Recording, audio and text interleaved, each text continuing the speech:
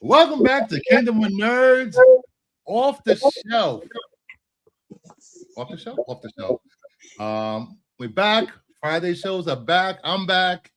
Today I'm joined by Big Jeff, Matt from Heroes for Hire Comic Club, Zach.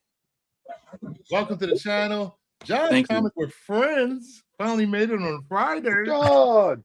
Hey, you got a show that starts at in working hours from my coast, man. 4 o'clock. People are work. People have jobs. There's only one coast, that's the East Coast. Killing me here. Some people have to work for a living. Damn it! All right, look who's here. Jim is here too. Made it. Can't hear you. What's up, Jim? Hey, Jim. Jim. I think he's got a little lag. I heard him for a second.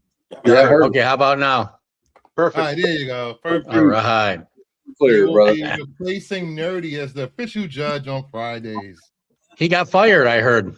Yeah, Nerdy's fired again. Always get fired. That's just a regular occurrence around here. He'll be back. He'll be back. He's on limited duty. He's on limited duty. He's on desk duty, like when they in the police force.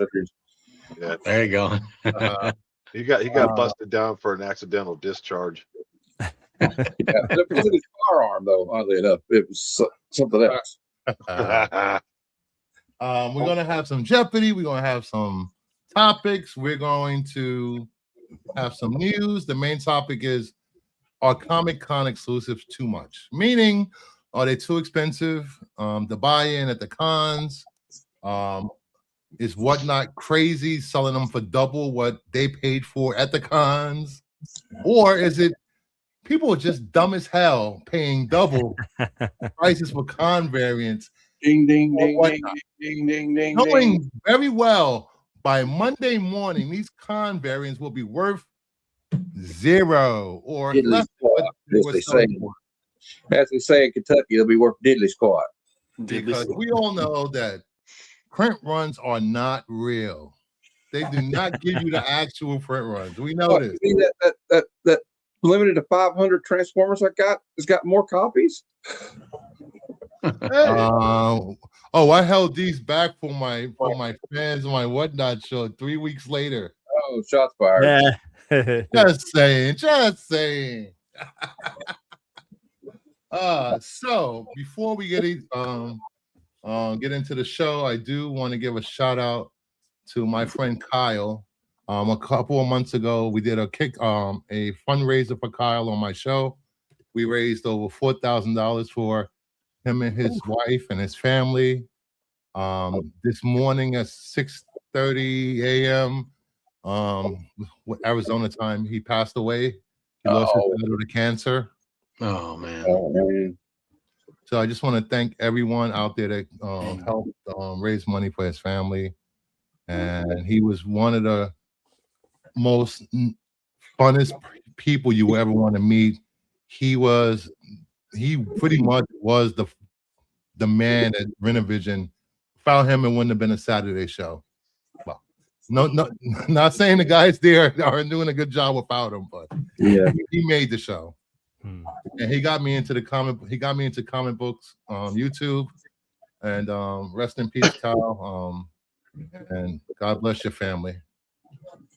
I'm going to be about the thoughts are with his family. I didn't know him, but yeah, he was a fun guy. One of my first videos I ever saw him.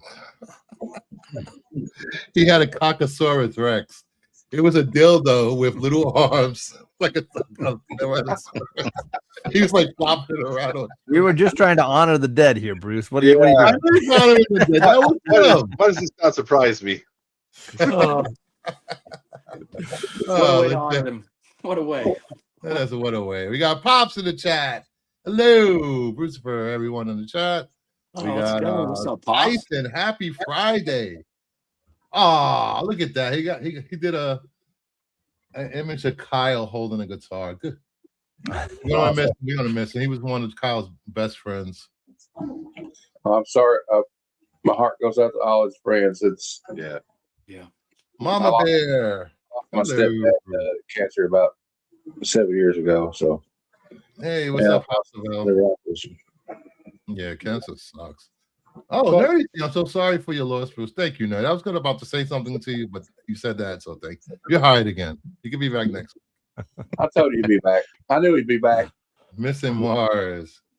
And there is oh, here we go. We will have a prize for the winner of Jeopardy. I don't know. I'm not good at grading. It might be a 7, it might be an 8. DC Comics presents first appearance of He-Man in honor of He-Man movie coming out in a few months. So whoever wins Jeopardy gets this. Holy crap. And for I wasn't going to cheat before, but now I'm going to cheat. Yeah. trust me, do not copy the chat's answers. And No, for the chat, I we're don't do getting that. a 90s foil collector's Ooh. edition. Yeah. Shiny. Oh. Ah. Actually, I did already win something from Bruce last night. It's a Oh, yeah, TCU you did. show. So if you want to enter the giveaway in the chat, hashtag family, because this is the best family show on the internet.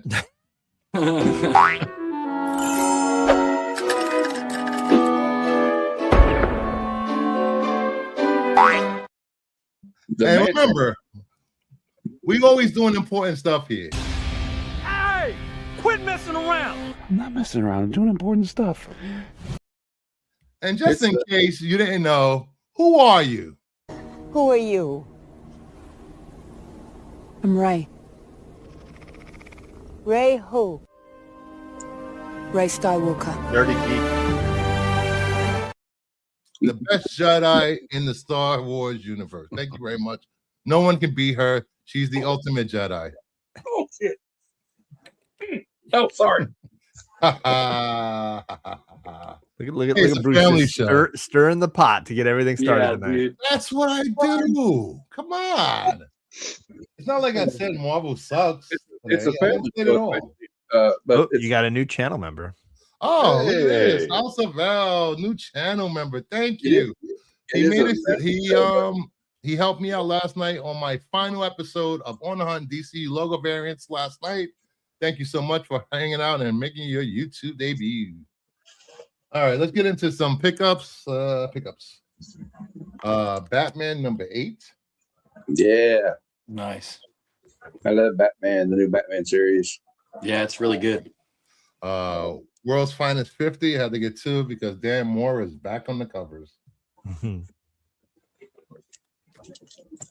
World's Finest 50. The Weird Owl. Another Dan Moore cover. The Dan Moore? Yeah. It looked like it. Yep. Royals. A new title from Image. I had to get Tigress, second printing, of course. There was Hello. hello, nurse. Gunner. Make me want to go motorboating. Bizarro number 1. Another Dan Moore cover. I missed out on that one. Godzilla number 8. Movie homage cover. That's sick. Cool. So cool. Batman 8, the Molina. Yeah. That's cool. And I picked up this new book. It's called Tyler Rake, an Extraction Story. I'm gonna give it a try. I have no idea what it is, but Oh, it's based on there was a movie with Chris Hemsworth, 2 of them. Called oh Extraction. really? Yeah. Oh, I've seen it. Second printing of Narco number 1. Pretty good movies. Scream homage. Yeah, gotta Will put Butler, And of course, I had to get this. This is for all the Gooners in the chat that are fans of the show. Dead Samurai number 6. Lord. Oh my. Thick. She looks like she's really healthy. That's a great way to put it, Matt. Yeah, I would say the same thing. Looks very healthy. Yeah. Did not miss leg day. And I got some books back from CGC. The Flops variant yeah. of Marion Heretic number 3. Little Flops. I love Flops his is use awesome. of colors. I love his colors he uses. Yeah. Elvira meets Vincent Price, #1, Suspiria. Great cover. Such a good cover. Nice. Mark Spears, Monsters, #1. I forgot where this came from. 6 printing. Foily, 9.9. Oh, Very nice. 9.9. Like, they ran out of ink, bastards. And 2 copies of Absolute Batman 16. The Quintana. nice. Nice. Great cover. Yeah, such a great cover. So that is my pickups. Jeff, what do you got? I got. This was the last one on the shelf, so I'm not sad. I'm going to take it to a couple months from now. I'm going to take it to Heroes Con with me and Nice. see if I can get someone cool to do something on it. And I don't know if I'm sold on this yet. I flipped through it a little bit. It's kind of cool. It's not a comic. It's the Comics Monthly or Comics the Magazine. Yeah. This one's got a Ryan Otley and I can't remember the other guy. It's got a little interview in it, some other cool stuff. I don't know if I'm sold on it yet. I'm on the fence. Same here. I'm collecting this Dead Samurai. Bill Sienkiewicz does all the cover A's, and they've all been just beautiful to me. But I'm a big Sienkiewicz fan. Picked up issue number, I think it's #1 of the Chip Zdarsky Wolverine Weapons of Armageddon. Cool. Yeah. I picked up #2, End of Life. I read issue #1, and it was a pretty fun ride. Pretty kind of a lighthearted, a little bit of comedy, a little bit of James Bond. It's pretty fun. So I'm going to check this out. I haven't read it yet. This was still on the shelf, so I just snatched this up real quick. I'm so far behind on this. I was holding a copy of that for you. And this is the 5th issue. I told myself I'm jumping back into ASM for 10 issues. And so I've been reading these, and I'm still not lost, but I'm still kind of catching up and figuring out what's going on. And it's not so bad, but I don't know if I'm going to stay with it yet. But You picked this a bad is time #5. to come back before it because it's like a new event. You got to read the other Death Spiral. Even know Yeah, what's this is wrapping up, or it's in the middle. It's part 5 of a 9-issue arc. So, Zeponishia. And I'm a G.I. Joe nut, so I would like to waste my money on issues that I have the original facsimiles too. And some of these I think are not this week, last week, but I don't know if there was a show last week. Anyway, I'm showing them to you, so you have to look at it. Optimus and Duke, 2 of my favorite childhood toys. My childhood comic book cover. So and I collect mine. So favorite G.I. Joe artist of mine. I have many, but Ben Oliver's one of them. So it's a Ben Oliver cover. I love Ben Oliver. I'm enjoying Marvel's Infernal Hulk, issue #5. I haven't read it yet. I think it's it's ending some, isn't it? Infernal Hulk? Yeah, I think the writer is jumping off so he can start on Hulk War. And I've been picking up Sorcerer Supreme. This is issue 4. I'm only on issue 2 so far. I've already pre-ordered up to issue 8, so it must go for a little bit. And I think this is last week's ASM. Last week's Wolverine. Last week's Sentry, but I just love this cover for some reason. That's Jay Lee, isn't it? Yeah. I just thought this cover was awesome. I like it. And then some other stuff that I picked up from some folks in claim sales. I am a Marvel Comics Presents Copper Age Marvel nut. So Me too. Probably the second, third, maybe fourth copy of this I have. What is this copper you speak of? More Marvel Comics. Oh no, this is just Wolverine. It's Wolverine #11. The Copper Age is one of the best ages. Oh me. man. For me, it's a nostalgia thing because that's when I first started collected and fell in love with it. Marvel Comics Presents 39. These are all in really good shape. But they're not rare. They're widely available. I don't have to tell you who this is all about. Yeah, baby. Yep. Anytime I see those, you generally don't pass them up. BWS. Yep. And and then we got our beloved Sam Keith. Rest in peace. He's a favorite artist of mine. I'm very sad that he's gone because I just love his. I don't know what word to put on it besides unique art style. One of a kind. Yep. Wolverine 25. Yeah. Exactly. Early 80s and into the early 90s comics are my jam because I'm old too. Wolverine 34. Nice.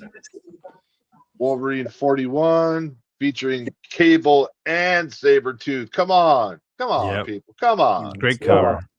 A cover full of C-list characters. All right. Oh my, C-list. Yeah. Wolverine's a C-list character. Sorry, they can't all be What am I doing on this show? Why did I show up here? I would answer that, but I think I would get canceled. This beautiful Wolverine number 50. Yeah, the Take it out die of cut. the bag and open it. Die cut. Yeah. You can see through it. See? Heck yeah, Gimmicks, that's a great one. gimmicks and stuff. Gimmicks. And Yep, that's it. yep. Larry Hall wrote it. Screw all those metal and foil stuff. And Oh yeah. Didn't you just share a foil slab? Yeah. I don't know if y'all this is coming out quarterly. And it's $16, which Oh kinda, shit! Look at that. It's like a but phone book. it's beefy. It's beefy. And I've got the last 3. Comes out quarterly, and I'm really enjoying it. It's got some cool stuff in it. We agree, Tyson. And that is it. thank you. Matt, what do you got?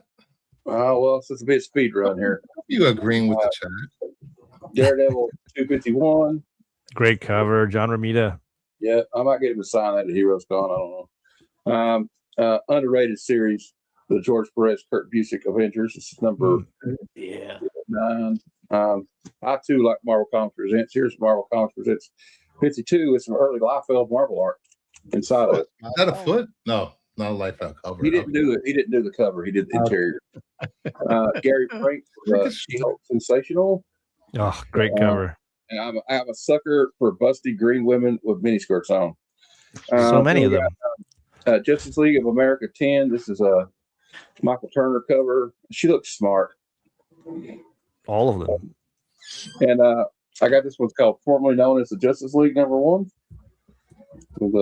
These are C. This is what C Squad characters look like. There it is. There it is. Daredevil #1. Really enjoyed it.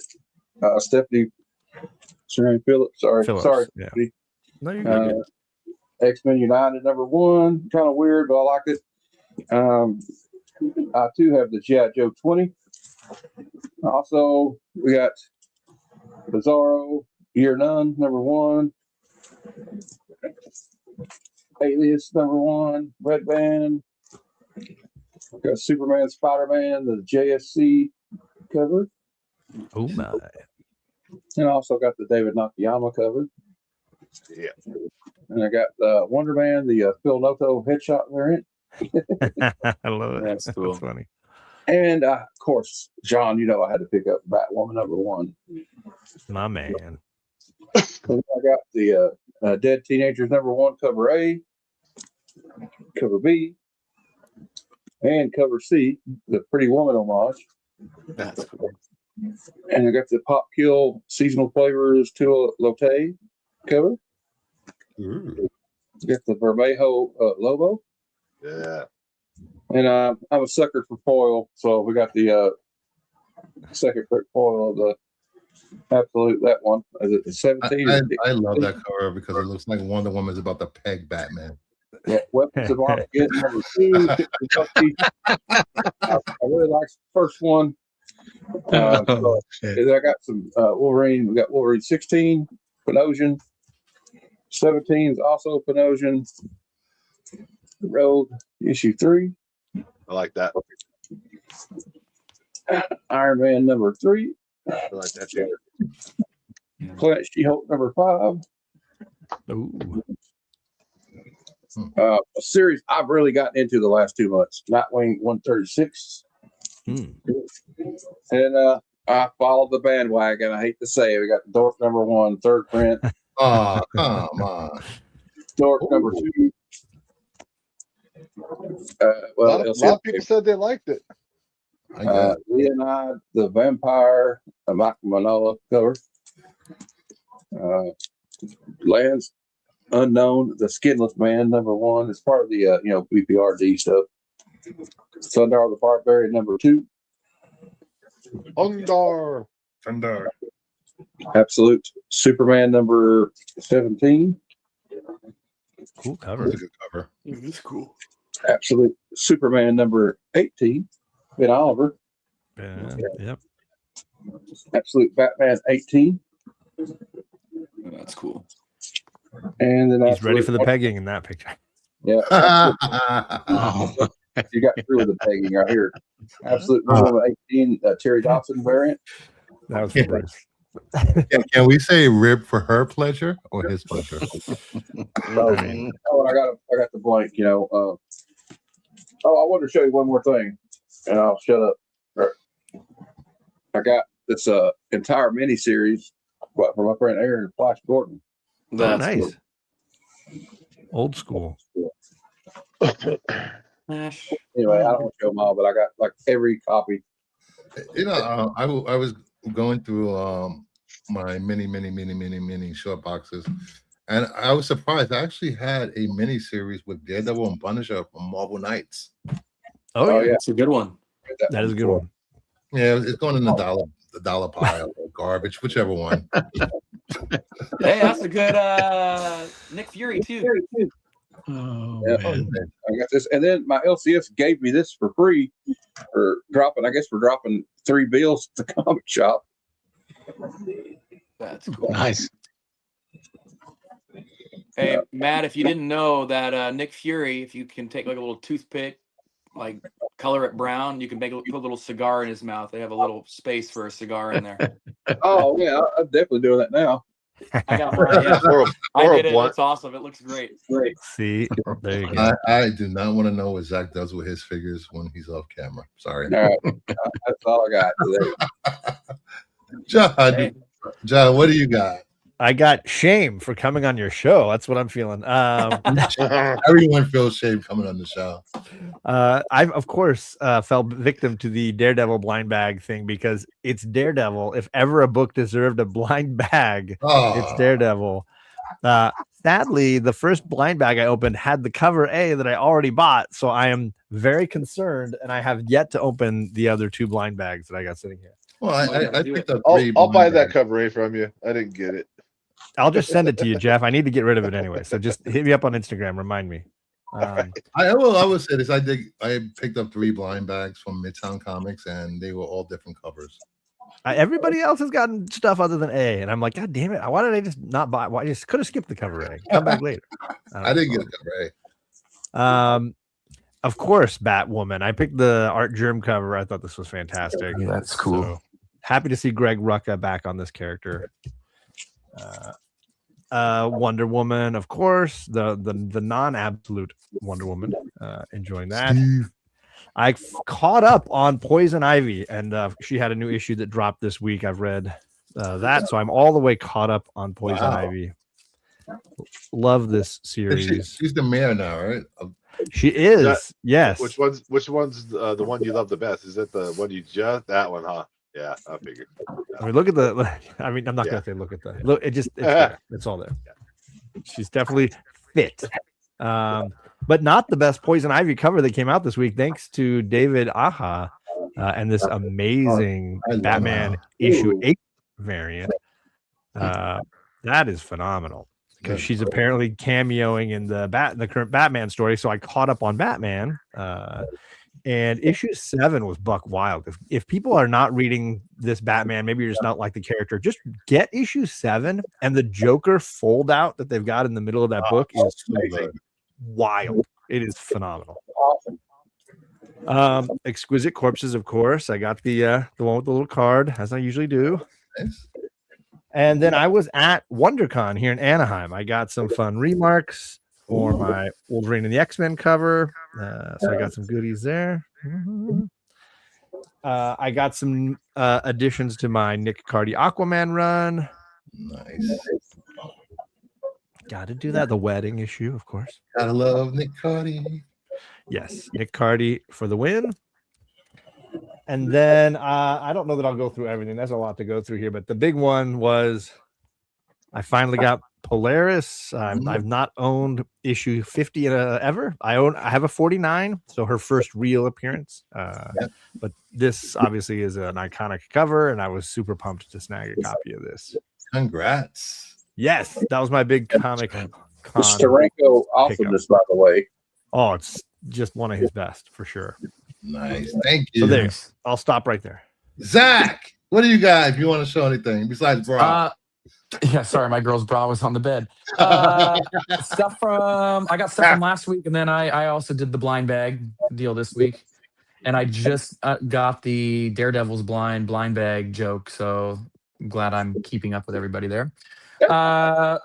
Picked up the newest issue of Superman with Superboy Prime. I loved this. This was awesome. Thank you very much for saying that. Superman is awesome. Yeah. Oh, dude, Superman's the best. Then I just picked up the foil variant here of the regular cover. Superman, Spider-Man. And then picked up the blank of Superman, Spider-Man because I got something really cool going with this. So, yeah. I think I know what you're going to do. Yes, sir. And then I got to my comic shop just like 3 minutes after everybody else, and they snag all the good covers. And so one of my buddies that I meet there to pick up books with sometimes got me the black suit variant. That's the one I wanted the most. So yeah, I was really excited about that. And then I did not get the A cover with my blind bags. So this is the first one. I like this cover, but Oh man, the all red here is awesome. Yeah, it looks so good. That's a 1 in 25, I think. It is? Yeah. I don't think so. I think it is, isn't it? No. All right. Maybe if it was a virgin variant, I think that's Oh, just yeah. the variant. Yeah, this is just the variant, not the virgin. Maybe. I don't know. Who knows? I don't know. It's And then Marvel. You can't tell. And then I wish I had the DM cover of the Invincible Omnibus to show you, but Panelbound Comics sent me the library edition instead. So that'll hopefully be here next week because I was really looking forward to that with the cool Omni with the Spider-Man Invincible cover on there. So hopefully that'll be back. But yeah, not a ton from me, but got a bunch of indie books coming next week. So next week I'll have a bunch of cool stuff to share with you. Nice. Yeah. Jim, what you get? Well, I didn't get my bags and boards in the mail yet, so I'm going bagless, unfortunately. But I got second print, #1 Murder Drones. Nude comics, I love it. I got Jim likes it. Oh. Bruce's Gooner book. What? What's in my Gooner book? Also got Narco second print. Nice. I got the official guide to Ghost Machine. Ooh. I too got Royals, but just the main cover. Nice. I like. I also got Daredevil cover A only, no blind bags for me. And Batman is awesome. Yes, More it is. awesome than Superman by far. This is how you don't get invited back. World's Finest. See Batman on World's Finest right there. And then I also got this one. I had to grab it. The Mad Nice. comic size. Oh, nice. Thought that was pretty cool. And I did get Absolute Superman cover A.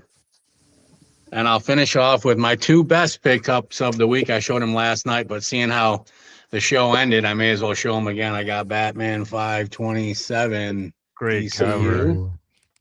And then I also picked up Superboy 13, King Shark second appearance. That's what I got. Hopefully next week I'll have some bags to put them in. All right. What I was about to say. Please hit that like, subscribe, leave a comment. Please interact in the chat. Don't just sit there watching us talk. We'd like to hear from you guys. And if Nerdy is still watching, this is for you, Nerdy. Hey, try not to suck any dick on the way through the parking lot. Hey, you, get back here. Great movie. Great movie. The Great 37 in a row? You suck 37 dicks? No. 37. That was just Friday. No. 38, including yours. It would have been 67, but it was a slow week. Great scene, yeah. Hey man, my girlfriend, she sucked 37 In a row? yeah, in a row. Oh, man. How do you expect to get good at anything? I like my favorite line is where the girl is in there with the dead guy, and then Randall says, "Hey, don't worry about it. My mom's been fucking a dead guy for years. I call him Dad." Oh. Yeah. All right. We are going to start Jeopardy. Today's returning champion, Matt, Heroes Fire Comic Club, will face off against Sean Comic with Friends and Zach. And Jim will be the judge. He has the final say on who answers first. So make sure you chime in with your paper, and you guys in the audience play along. And no cheating. Matt. Oh, gee, I make my screen like full screen, so I can't see the chat anyway. Yes, that works out. So This way, at least I'll be able to. That's the only way I'm going to be able to read any of this. Yes, make it full screen. That too, John. That's the only reason I do it, John, because I can't read it. Did they call Nerdy Snowball? Oh my Snowball. Oh, man.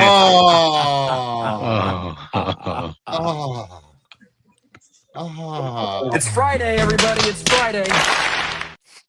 There goes the family Hey, show. if Nerdy's watching, he's not watching no more. He's done. Yeah, he said, "Fuck you guys." All right. God damn it! Now I got to do a PSA. I respect that. Here at Kingdom of Nerds, we do not kink shame. Whatever goes on between somebody's house and whatever snowballing goes on is their business. Or if That's one to grow on. Yeah. they want to wear fake breasts on a webcam without their wife knowing it, that's fine too. I'm not going to kink shame. I don't know. All right. All right.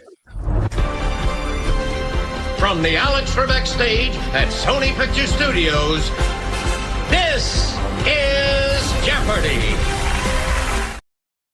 All right. Welcome back to Jeopardy. I am Brucey Trebek. And tonight's categories are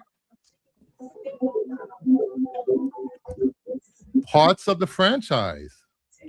Get a job. These words are younger than you are. God damn it. More than one meaning, and the movie's cast. Do you need to explain what is parts of what are they? Can you tell us what they mean? Like what's parts of the franchise? Alex doesn't break the category down for you. What do you think? No. Yeah, he does. Don't He they? does on some of them. He does, yeah. Some. That's what he- I don't believe Potables. I don't believe any of these. Do they need them? Do they need explanation? Just figure it out yourself. Let me move the contestants up. This way, Jim can see who rings in first. All right. Okay, that's gonna help.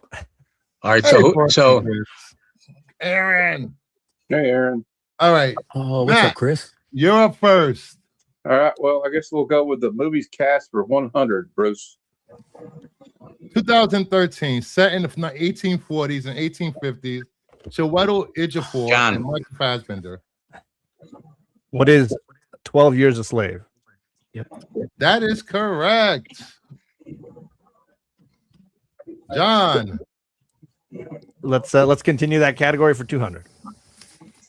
2017, Sally Hawkins, Doug Jones, who probably got wet a lot.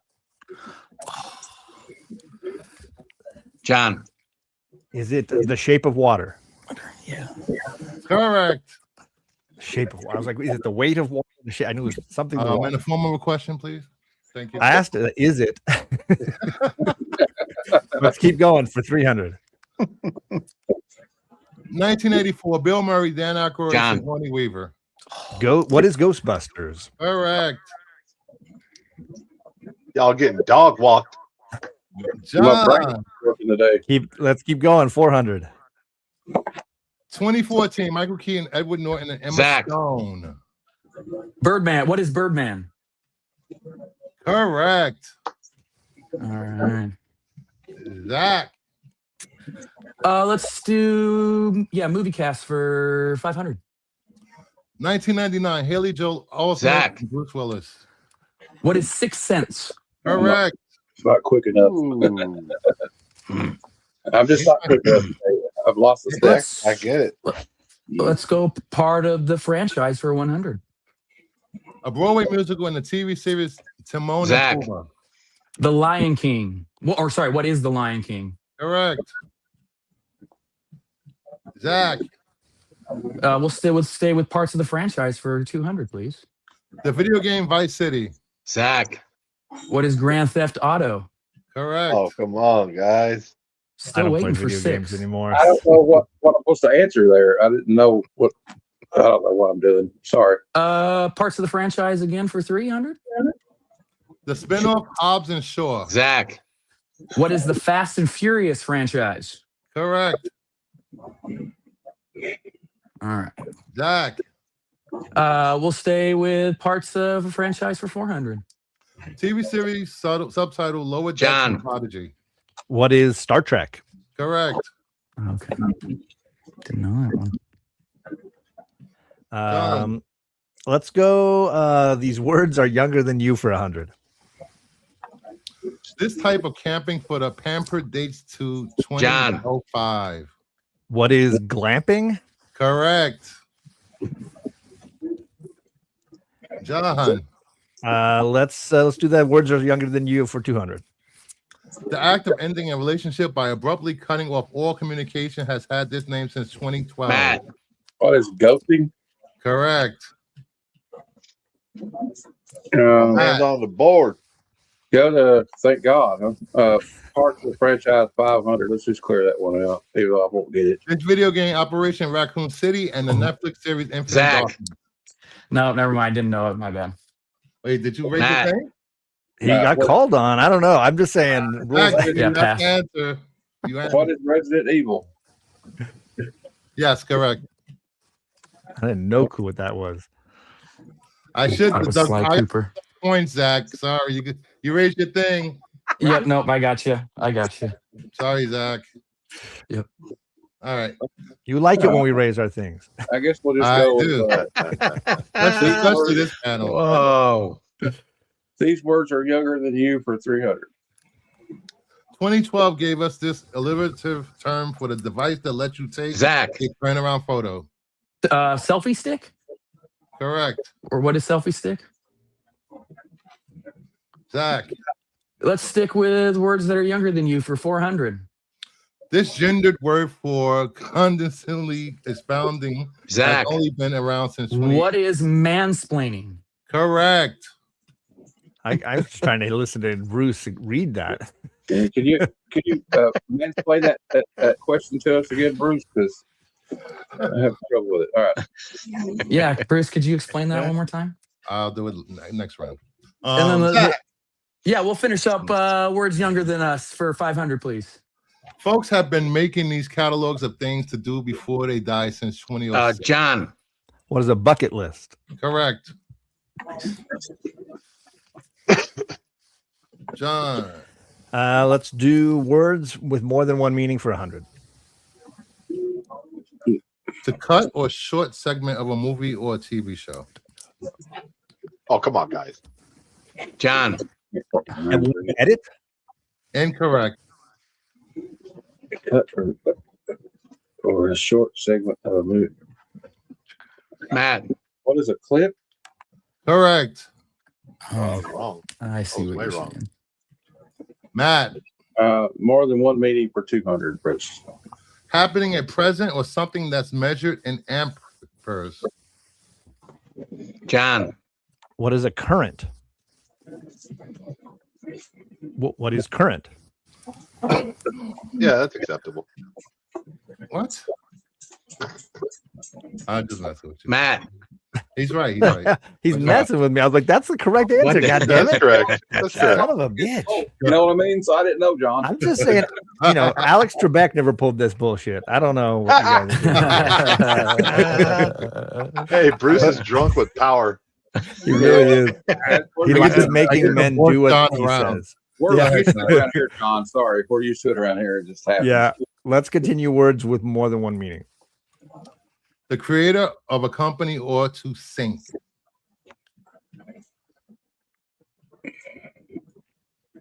That's an incorrect question because I know what the answer John. is. What is founder? Correct. If to sink is to flounder, I thought. Whatever. I think it's both. Oh, okay. Okay. It took me a while to think it through, and I was like, "Oh crap, yeah." 400, yeah, more than one meaning. A substance applied to give a shine to a surface or an explanation of a difficult passage in a text.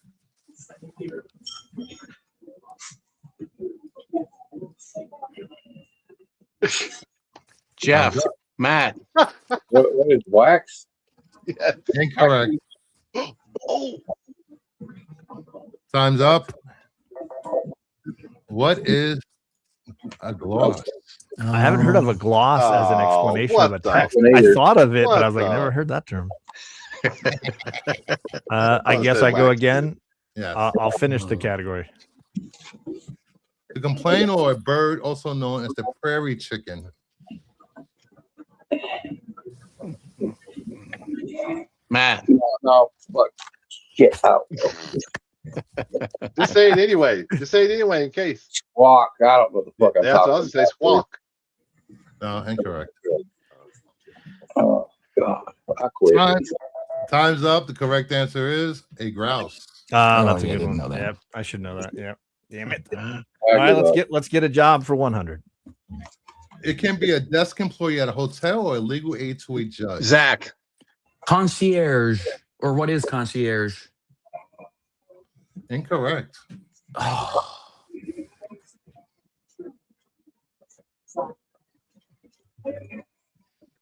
Time's up. Correct answer is a clerk. It took me a couple of seconds. I thought concierge too, Zach. I was right there with you. Let's go. I just wanted 200, to say a guess. big word. There you go. Referring to a type popular in earlier centuries, a peruker was a maker of these.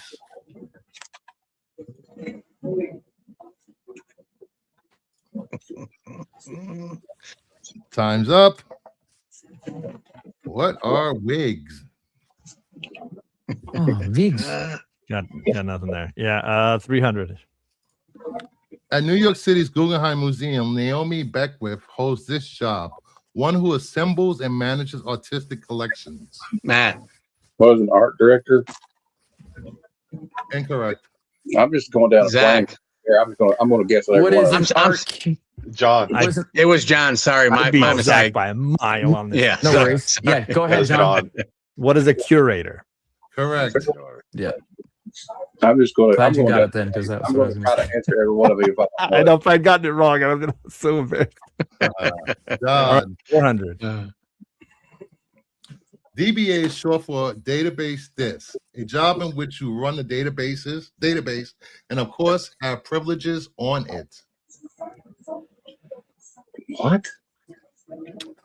I have a guess, but I'm not gonna wage in on that. What is data entry? What is data entry? I'm going down in flames and style. Incorrect. Who Hell cares? yeah, Matt. I'm already negative like a million. I don't care. All right. Jeff, you want to take a guess before I reveal it? Database administrator or sysadmin? Kind I of. was thinking it was an analyst. administration. Okay. Ah, Glad I didn't. bad Glad I man. didn't wait. All right, let's finish it out. And final question. It means following the rules, and it's the usual word for an officer who makes sure you follow the rules, like about COVID.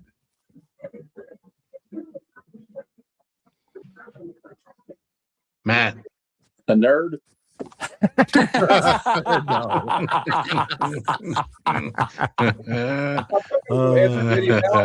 didn't know him, so I Observer. don't have to play Final Jeopardy. So I was thinking compliance. Compliance. Oh shit! Oh. I should have raised in on that one. Oh well. you should have got in on that one, John. But you're all All right. right, now. All right, now get your pen and paper ready. I don't See, think it's necessary for me to all do the that. things I literally asked Bruce, hey, what do I need to bring? He's like, nothing.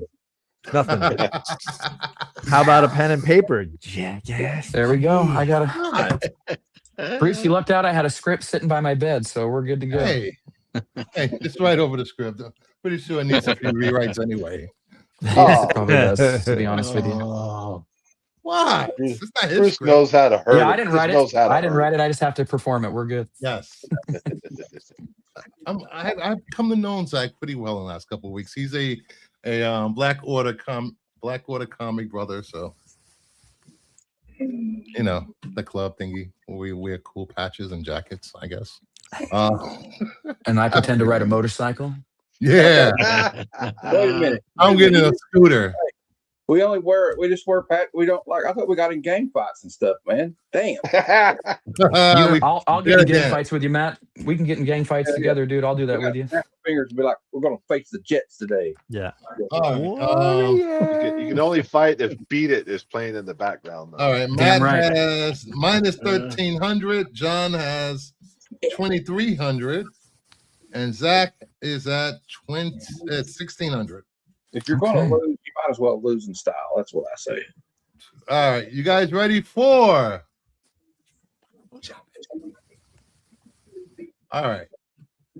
The category is word origins. Please write down your wagers.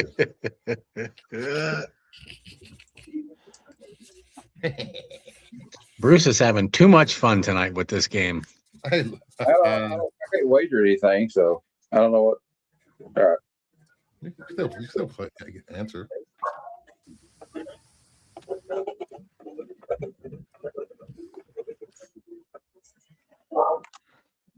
Okay, I got a good one. I have to get Chris on the show. Chris Heck on the yeah. show, Deputy. Hey, what's going on? All right, let me know when you finished. I'm good. You good? Everybody's good? All right. Yep. Final Jeopardy. In 1793, a French clergyman called the destruction of libraries and sculptures this, using the name of a 5th century tribe.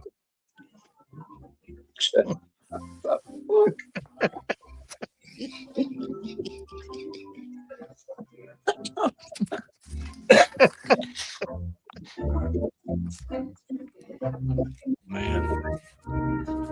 Is there a clock we should see? I don't know what's going on. You don't hear that? I can hear music. Oh, you said yeah. you said clock. My bad. I'm going to like this. You're my hero. Is all I'm going to say. I have no idea. All right. I will start with Matt. I wagered $1 gazillion, and I said your mama. All right, we'll go next with Zach. What was your answer? I said heresy, and I wrote 0. I wagered nothing because I. That is incorrect, and that leaves you with 1,600. And John. I wagered a middle finger and $300, and I said, "Who's your mom?" That leaves you with 2,000. And the correct answer, you got to kick yourselves. Vandalism. Jesus Christ! Who would have ever guessed that in a million freaking years? Never. That was not. I had no shot. No shot. No, 0. And John Didn't even cross my mind. You see how hard that question was? John is an educator. He didn't even know that. I'm an educator as well, for Christ's sake. I didn't know that. Sorry. No, it's okay. I just am embarrassed. I'm not at all. No. Well, I don't think your students are watching this show. No, my students definitely are not old enough to watch this show. So, John, you win. DC presents 47, first appearance of He-Man in a newsstand. Fire. I feel like I have the That's power. You do have the power. All right, so let's get into the main topic. Are con exclusives too much? Are there too many? Are there the price too much? Are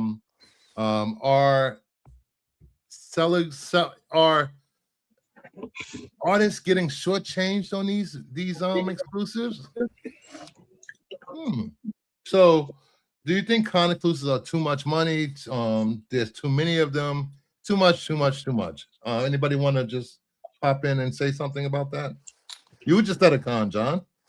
Yeah, and WonderCon is a smaller convention. They don't really have that many exclusives, so that's not really one to judge by. I know that I also occasionally go to San Diego Comic-Con, and they are buck wild. That's the other end of the spectrum there. You tend to get some crazy ones, and almost every booth seems to have an exclusive book for the con, and so there's clearly tons of them. The price, I think, really does vary by extremes, and I've been to cons where you get a rare Comic Con exclusive, and it's $20. Yeah. And they'll sign it for you at the booth. The artist is there. It's his booth's con, exclusive. It's the ones when it's like I'm buying them on the second, third market. That's where I think it's buck wild. And to your point earlier, like there's just no logic to it, because if you wanted right now to go back to San Diego Comic-Con 2020 and hunt down the hot exclusive variant from that year, go, brother, because you're going to get it for a bargain. Everybody cannot even remember the books that were the 2020 hot ones, right? So in that regard, like, play catch up and go back 10 years and go like, what was the hot cover from 2016 at SDCC? And you'd be like, oh, sweet, it's only $5. I'll get that. And if you bought comics on Whatnot during COVID, a big thing back then was mystery boxes. Those mystery boxes were filled with store exclusive and con exclusive, worth crap. So it's I get it. People get the excitement of buying covers from their favorite artists, and they wish they were at the con, so they have to go on Whatnot or eBay and pay double, triple the price. Don't. I mean, I'm just gonna say it. Spider-Man booth people are criminals. They took advantage. But admittedly, I have 3 friends that pulled a Hulk 181 from a Spider-Man booth box, so they're all happy with the whole thing. They're not going to complain at all. But it's shenanigans over there. You got to watch out. Yeah, I had a friend spend like $700 trying to get one exclusive out of a mystery box. I was like, "What are you doing?"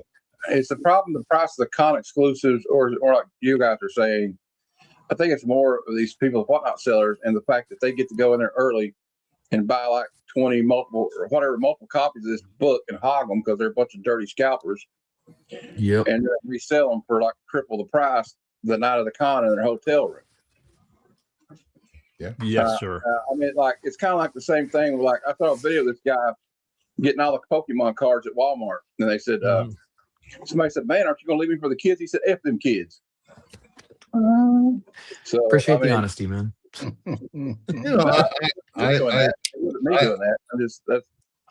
I can agree with you, Matt. Totally.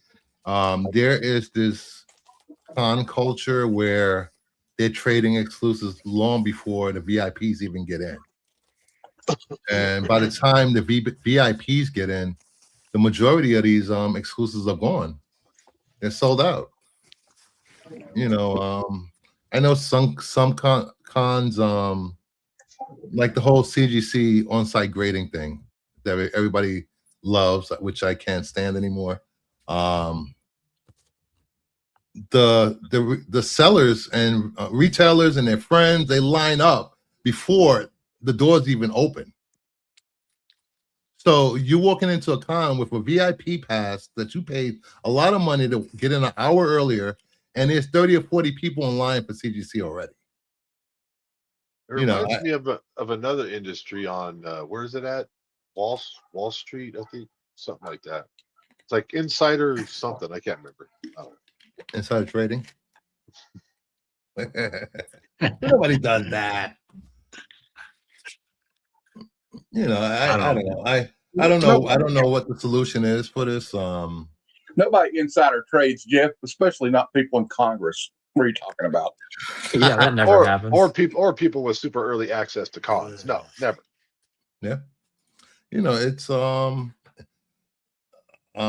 you know, it's crazy that I understand Whatnot provides a service for people that can't be at cons. And a lot of times they don't control the price. They sort of a lot of these things at $1. And you know, and especially the bigger Whatnot sellers, they have these rabid fans that want to be they want to be noticed by their favorite sellers. So they keep bidding stuff up for no damn reason just because they can. Oh, look, I just pinned, like there was a what was it at MegaCon? Was it MegaCon or C2E2? There was a sketch of that Brett Booth did. I love Brett Booth. It went for like what? No, not Brett Booth. Quintana. It went for like almost $8,000 for a sketch. I'm just like, why? I know he's a hot artist. I know, but if you walked into a con, you think somebody would drop $8,000 on that sketch? Anybody else have anything to say? Jim? Yeah, I don't know. I mean, I watched a couple of Nerdy's videos when he went to MegaCon, and there was just boatload after boatload of exclusives there. So there must be a market for it, right? I mean, if all those people are making them, people are buying them. And I mean, the prices, I think, were all over the place, just like John was saying. Some are good deals, some aren't. But, and then he was also saying, like, I'm not a big con guy. I went to Baltimore, met up with Bruce out there, and that had a lot of back issues, tons of back issues to dig through, right? We spent a lot of time looking for DCUs. There weren't, I don't remember a lot of Baltimore Comic-Con exclusives, but there was a shit ton of people there. MegaCon's the complete opposite. It seems like it's all exclusives, and there's a crap load of people there. And Nerdy was saying there wasn't very many back issues. So yeah. I don't know. I think people know kind of the bigger shows maybe have tons of exclusives, but it's FOMO on Whatnot. People, just like you were mentioning earlier, there's a hot artist. He's got an exclusive, supposedly limited to 500. So they're just going to run the price up. They're going to pay whatever they want to pay to make sure they get it, you know, and next year it's forgotten. Well, also, I remember like at NYCC, they had a Spawn cover done by Peach Momoko. It also causes people get violent and start pushing and shoving each other because they get in there. They want to miss out. Yeah. And it can cause problems, not just like the people paying to the teeth, but like, you know, the thing is though, at the end of the day, if they're dumb enough to pay that much and whatnot, there's nothing we can do about it. It's just going to happen. Yeah. Yeah. And the cons aren't cheap anymore to get in either. I mean, they're $100. Then you go in there and you're spending $25, $30, $40, $50, $9. I mean, some of those books, God knows how much they're spending, but I mean, those guys are dropping a boatload of cash. Yep. I don't know if I'm going to spend that kind of money on a book. I mean, I would rather buy something that I know is going to be of value, you know, when you're just, I think you're following your artist and taking a gamble. Do any of you guys have an inside track on, like, let's just use San Diego Comic-Con as a example. If you're going to have a booth there, do you have to pay for it, or will San Diego Comic-Con say, well, this guy's really hot, we'll give him one for free? How does that work? I don't know. I know that there are definitely people that they pay to come to the con. Obviously there's there's big names, you know, when it comes to some very huge people that they want to lure in. I think that's true of like film festivals and all that kind of stuff. I think there's definitely some lure for somebody like there's no way Jim Lee would pay to have a booth, let's just say. But DC might pay to have a booth and then pay to send him, right? Something like that. You know, and we have some stores that will hire an artist for their booth and put them up in a hotel, pay their flights. Because I'm wondering what their justification for such an elevated ticket for a Comic-Con. Well, they also they do things with artists, like they'll like get like I've seen like whatnot streams with like Zerdy will just do a stream with like a big seller, and they'll have his exclusive, and he'll do remarks for like a certain price and stuff. Like they pay for their time. Like, okay, last year I picked up a cherry Pop-Tart variant that Jenny Prison drew for this booth, the Hero Con, and she signed a bunch of them like ahead of time. So they obviously paid her for her time and make the exclusive for them. So there's a lot. And then like, you know, some of them, like I was looking, Heroes Con that John Romita Jr. is doing a meet and greet thing for like $200, and you can you get a print and like get to talk to him for a little while, you know, and a chance to win an original art piece. So yeah, I mean, there's different things you can do like that, but like, I don't know. I think somebody's got to get prepped. It's like, okay, the Whatnot people get preparation for Street 2. When they did those comic packs, Comic Tom and all those big sellers, they give them to them. They don't have to pay for those. Oh, I kind of understand that, because guys like Comic Tom and, you know, they have a huge following, and it's just like a company paying an influencer to be a brand ambassador. I put it along those lines. But I think Whatnot got a bad name a couple years ago. I forgot what con it was, when there was that Crane variant of we know the variant Acid Gate, where some influencers, Whatnot sellers got short boxes, and that left other people that were standing in line for hours without them. Well, it's not only that, but there's been cons where, was it C2E2 or one of them, like 2 or 3 years ago, they had just repurposed a cover and put acetate over it, and like an acetate covering over it, and it was like you're just ripping off something that was already out there. So they called it acetate gate or something. It has 6 staples. Yeah, it had like a bunch of it was not authorized by Marvel. So, you know, it's there's the ups and there's the plus side of exclusives. You get to that's what I was talking about. You get to get a cover on a book. Maybe your favorite artist wasn't contracted by Marvel, DC, or Image to do, but these stores got them to do your favorite character. You know, at the same, you know, so I've seen, like John said, some exclusives could be $20. Some exclusives will be anywhere between $100 and $500. And at that point, do you think at what point do you think the price of a exclusive warrants an artist to give their signature for free? Because I've seen artists charge a lot of money for their signatures, and the books is very expensive. So some bigger known artists will charge $5. You get the first 3 or 4 for free, then $10 after that.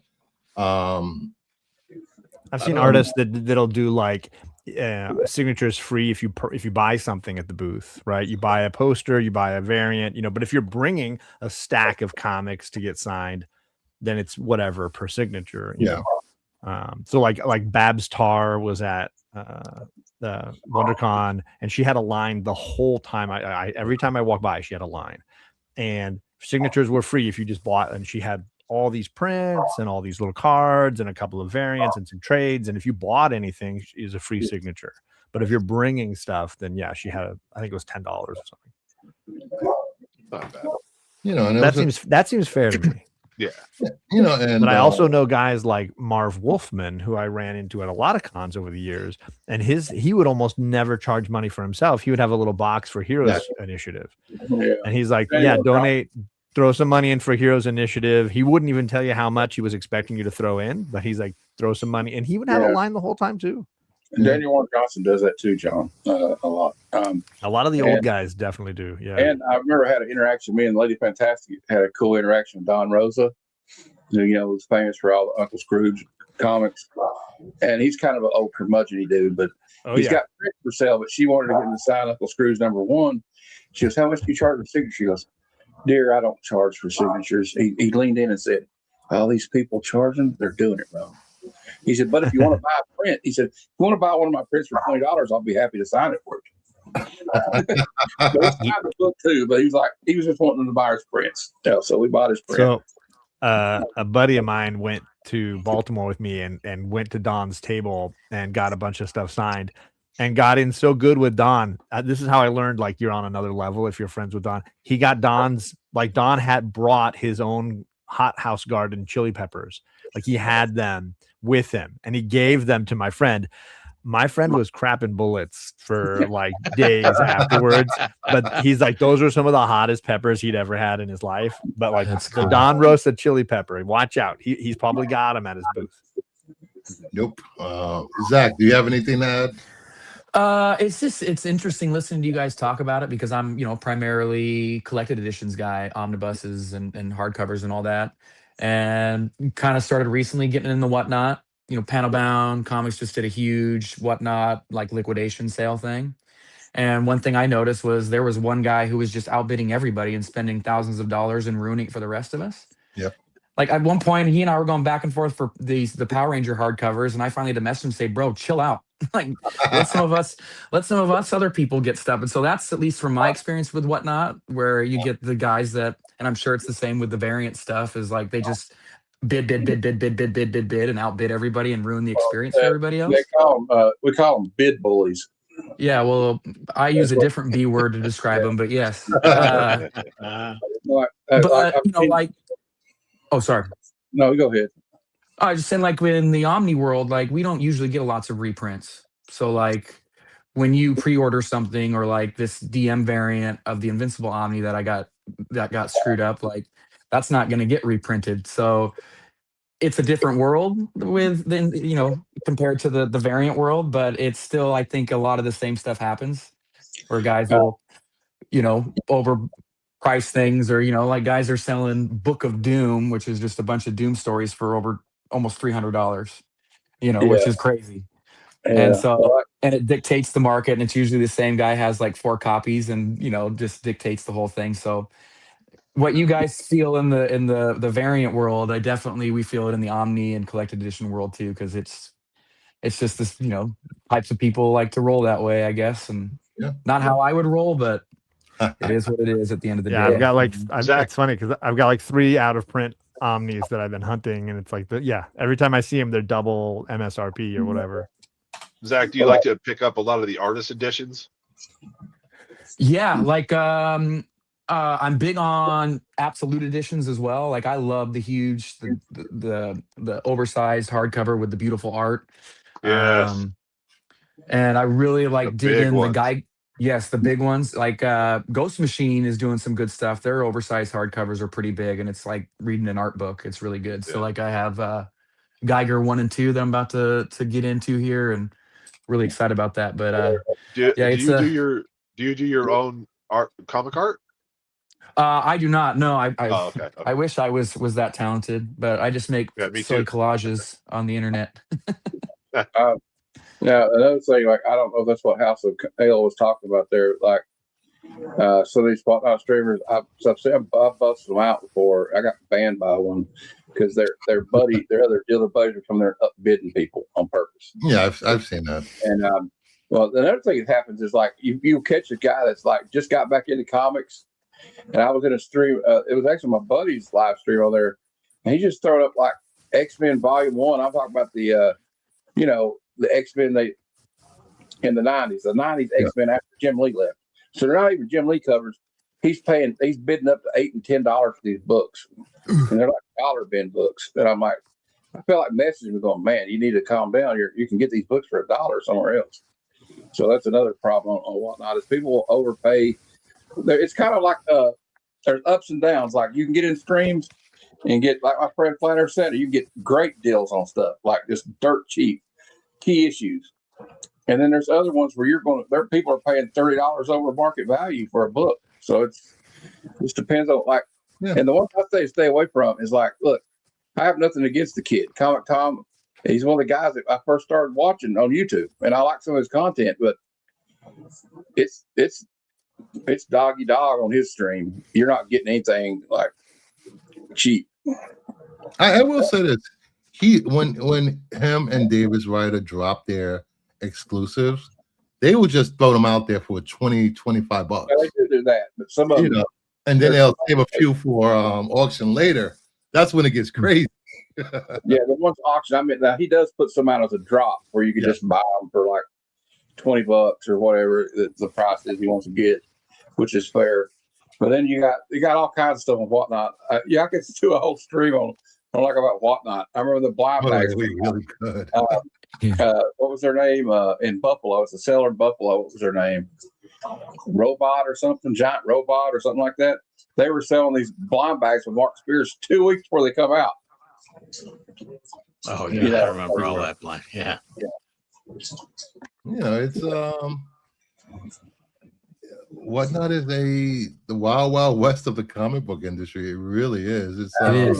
There that was basically like she was like auctioning off books wearing a bikini.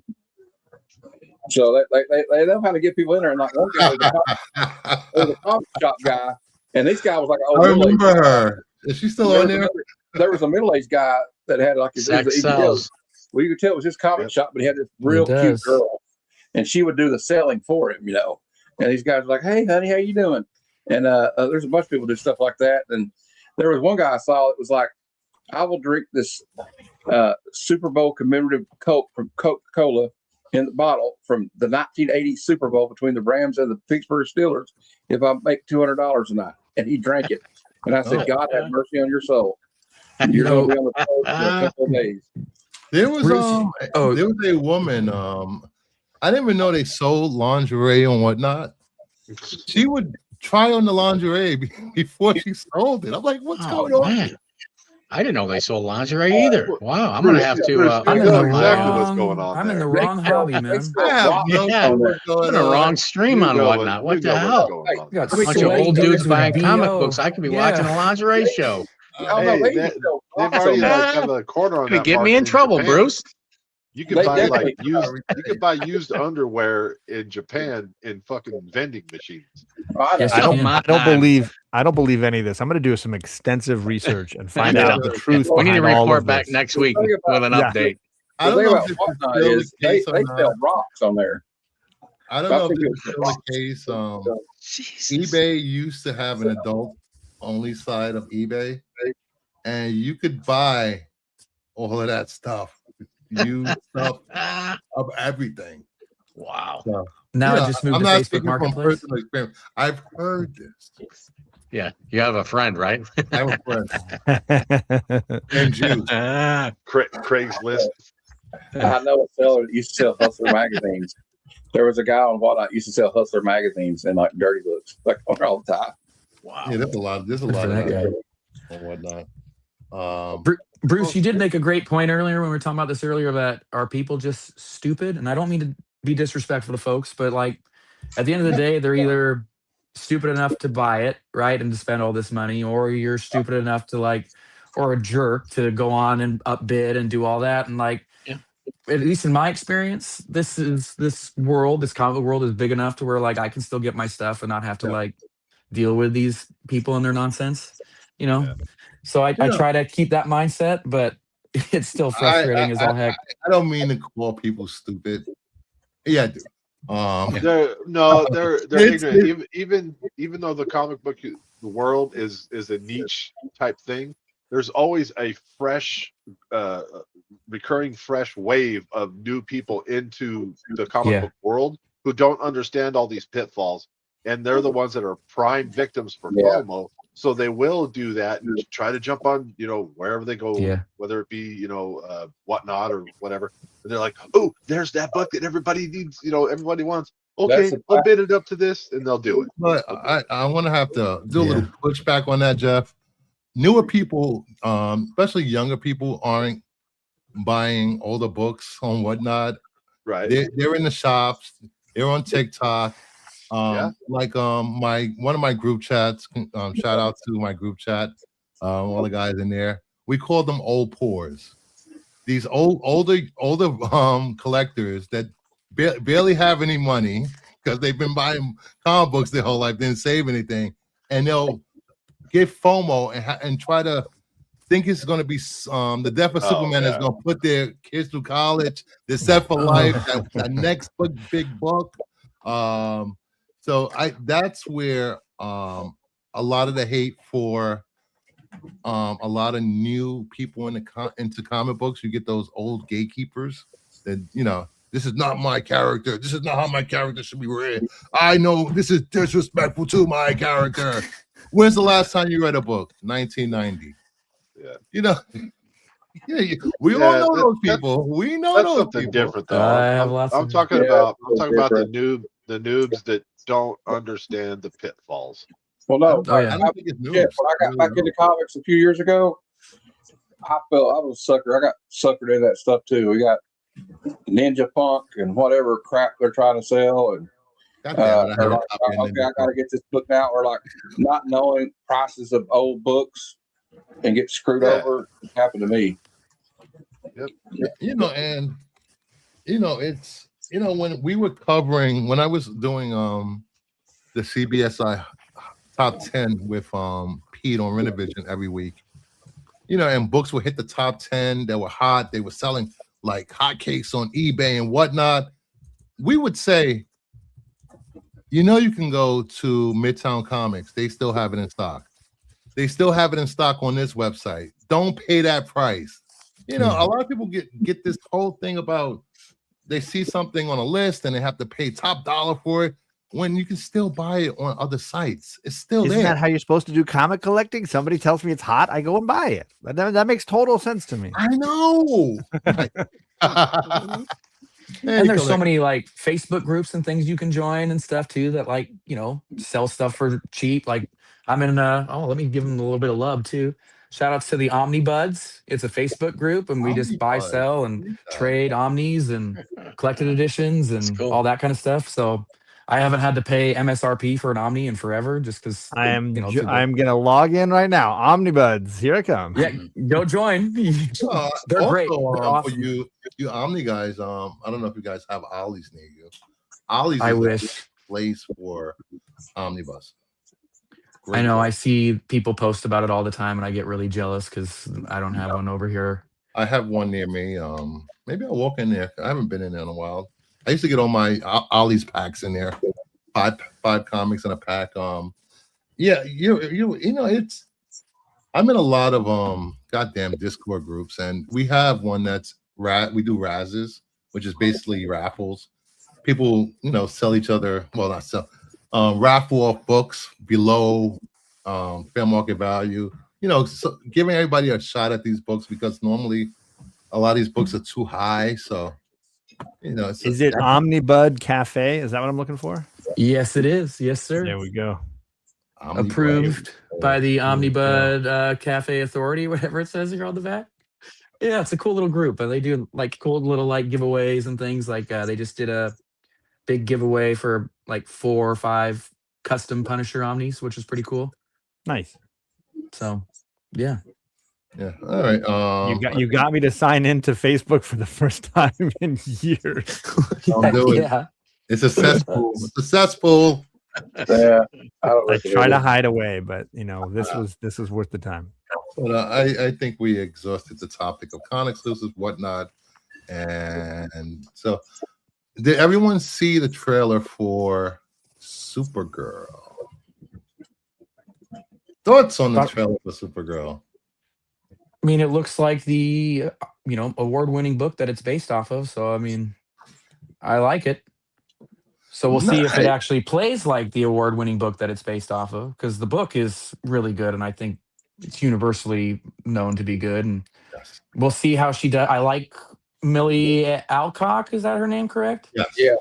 Yeah, I think she looks the part, and we'll see. I loved her in House of Dragon. I thought she grew into that role too. Oh, she So was we'll see if she's ready for the big time. Like, this is kind of this is a huge part for her in her career, and it could go either way after this. We'll see how it goes. But Jason Momoa looks great, so we'll see how that goes. And yeah, but I do see a lot of divisiveness about it. So I do think she's going to be because look, I mean, I'll give props to Brie Larson because she must be a strong-willed person, because there was a lot of people went after her, and I think a lot of unfairly, like, she never smiles. Why don't she smile more? She trying to say everybody on the cast hated her, and like, I believe that they're trying to do that now. But these people, and I think I sent a video to you, John, and Bruce earlier about this. Yep. And the guy's like, they're starting it again. Like, she didn't say anything, and I was talking to Mark from Leisure Comics about today. What she said was very measured, and if you hear the question, see, they didn't tell you the question they asked her. They don't ever talk about that. The question they asked her was, they got to ask her that, and I thought was a very measured response by her. And but everybody's got to have their clickbait thumbnail so they can go in and, you know, Nerdrotic or whatever your name is. I'm talking to you. People like that, Critical Drinker. I'm looking at you. They're going to go in there and be like, well, now it's going to be this, it's going to be that. You know, and look, movies of women superheroes, because that's basically what it is. You know, and let's not forget, since she was announced, there have been so many memes of people putting monkeys on her face, that she's mannish, she's not hot enough, and like the video you sent, the things that they were saying about women in these movies, and they posted pictures of these guys. These guys should not be talking about any movie. Hell, agree. Right. And you know what? Heather Lynn's her name. I think she's part owner of that Black Rifle comic company. I mean, coffee something. But she does a lot of shorts and stuff, and she gets all these like thirsty guys, you know, in her like DMs, and she'll do videos of it. Go, wait a minute, aren't you married? She goes, this is you, bro? Is this? Yeah. You know, like you was talking about Brie Larson.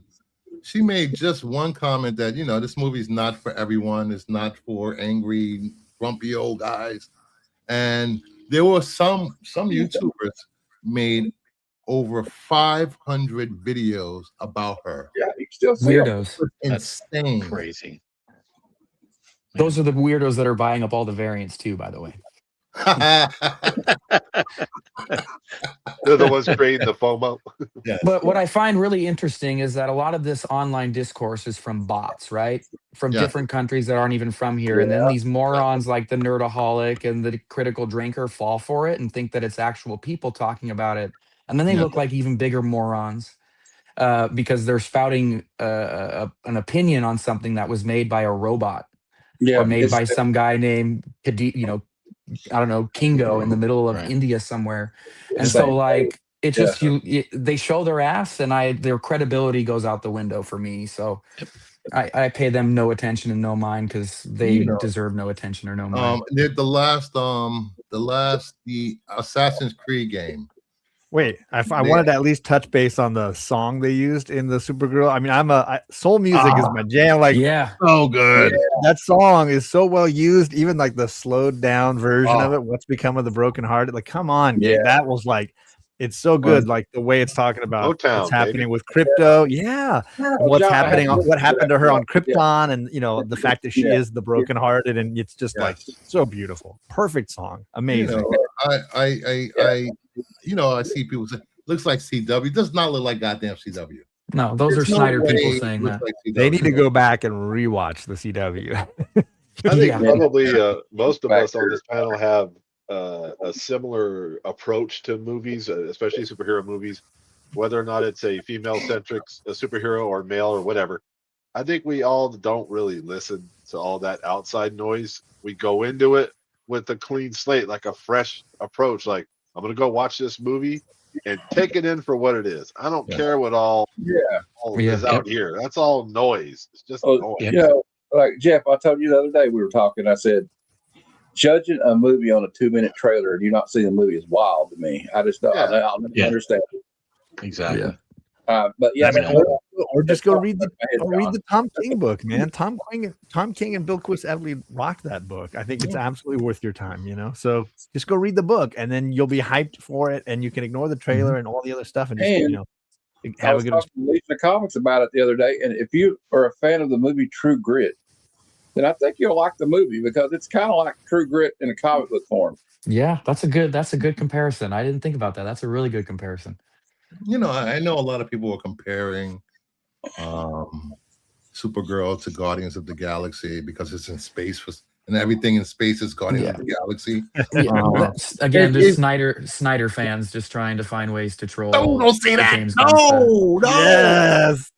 There it is. Wow. Anyway, this channel is so great, except for Bruce. It's really amazing. I'll just give you the keys. You can run the show every week. I will say this: if you look at Marvel, DC, Image, all of this space stuff is pretty much drawn in this the same way. It's all. I don't know when it became uniform for all space stuff to look the same. You know, that's Guardians looks the same in space in the comics. When Kirby influences everybody, it's all going to look the same. Yeah. And it's all just everybody trying to make Jack Kirby stuff. And or Starlin, right? Or Jim Starlin. Yeah. Great. I love Jim Starlin. The Captain Marvel movie is like, Captain Marvel wasn't my favorite Marvel movie or anything.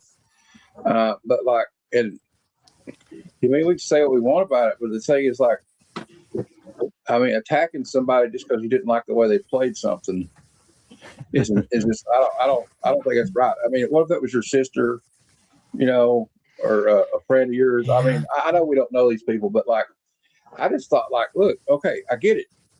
You don't really like Captain Marvel, you like her portrayal, but like, let's not like. Just they were like, I mean, they were shitting on her looks and like she don't smile, and like I just thought that was a little bit too far. Listen, I give actors a lot of credit and leeway. You don't know how they're being directed. You don't know what temperament the producer's having or whoever's on set at that time yelling at them, or you working with a another actor that's an asshole, and an actor can only do so much for what they're given. Yes. So, and it could be, you know, depends on the take that they use too. You do like, you know, a bunch of different takes of the same scene, and in the editing room, they could take a take where it's not as what you think is your best performance, and then you're sitting there at the premiere going, "Fuck, they took that take. God damn it! That's not the take I wanted of. It's happened many a times. I've felt it, so I get that, and I can see like it's a tough world to live in when you're doing the acting, especially at that level because you're so influential, right? And you put yourself out there, like it's Yankees suck. Go Dodgers. That's a team. It's it's just really interesting to see how that all is playing out, and like Giants already beat the Yankees. Yep. Take that, Yankees. But I think Brie Larson's been successful enough in her career where I'm sure it probably bothered her at the beginning, but now I don't think it would bother her. I don't see it bothering too many of the actors, and the ones that it does bother, their careers have not lasted very long because, you know, they get involved in the Twitter wars instead of worrying about forwarding their career. So I will say this: if you're, I understand everybody has a voice; they should be heard. But don't get into arguments back and forth with trolls. This goes for James Gunn. This goes for someone like who else? Who just got into a Twitter war recently? An actor, Tom Taylor. Yeah, Tom Taylor. Tom Taylor. Oh, yeah. Like, stop! Don't do it. And Chuck Dixon does the same thing all the time too. And there's a few other actors that do that or comedians, and like I just don't get it. Like, and I think we were talking about earlier about like the bots. And you're arguing with bots. It's like they in the political discourse online. Yeah, it's just if somebody makes a comment that's real messed up, it's probably a bot. Most definitely, because they're trying to generate clicks and like engagement to make more money. I mean, look, like Facebook, they uncovered what was it, a few years ago. They make sure that they put stuff in your feed that's going to piss you off. That's why I got rid of my X account. My X account I was getting mad. I was doom scrolling at 3 a.m. Yeah, it's not healthy. It's not arguing healthy. with people. And well, I'm a pro wrestling fan, so like seeing the pro wrestlers, they skirt that line, right? And so like they're in character all the time, and they go back and forth. One wrestler just went back and forth with some lady and got in big trouble because he said he was happy she had MS. Ricochet. Whoa. Ricochet, yeah, he did. He did. Now, granted, she was telling him to go die and kill himself and stuff, and so I mean, they were both definitely in the wrong there, but he's more well known than this lady with MS, so it's at some point you just got to walk away from the drama. You do. You just got to not even participate, dude. It's not worth it. I've been kind of watching this Artemis 2 live feed from NASA, where it's got like an outside camera, and you can see space, and some people just want to make comments and be asses. Like there are people like going, "This is fake. This is AI."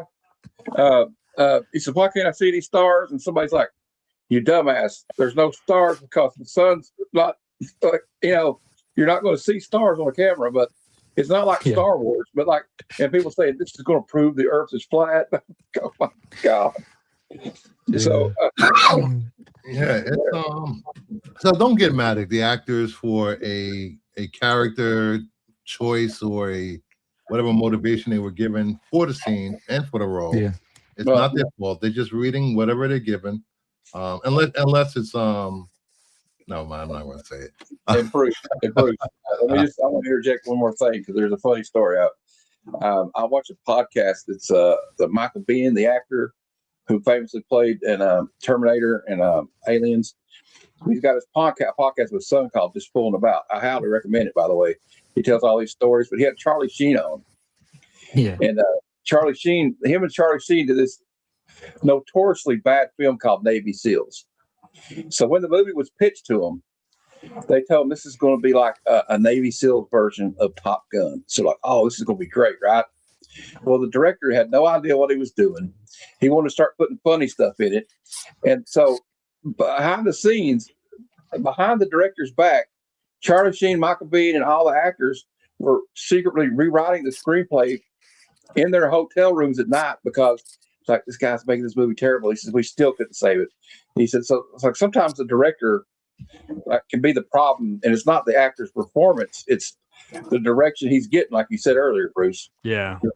See the Fantastic Four movie directed by Josh Trank, and then you can hear the stories about that. And there's that's an example of what you were talking about for sure. That would be a winner. It's got Michael B. Jordan in it, all these great cast, but it's a lot of people I've heard what is it? Marvel's trying to ruin the franchise. Kathleen Kennedy's trying to ruin the franchise.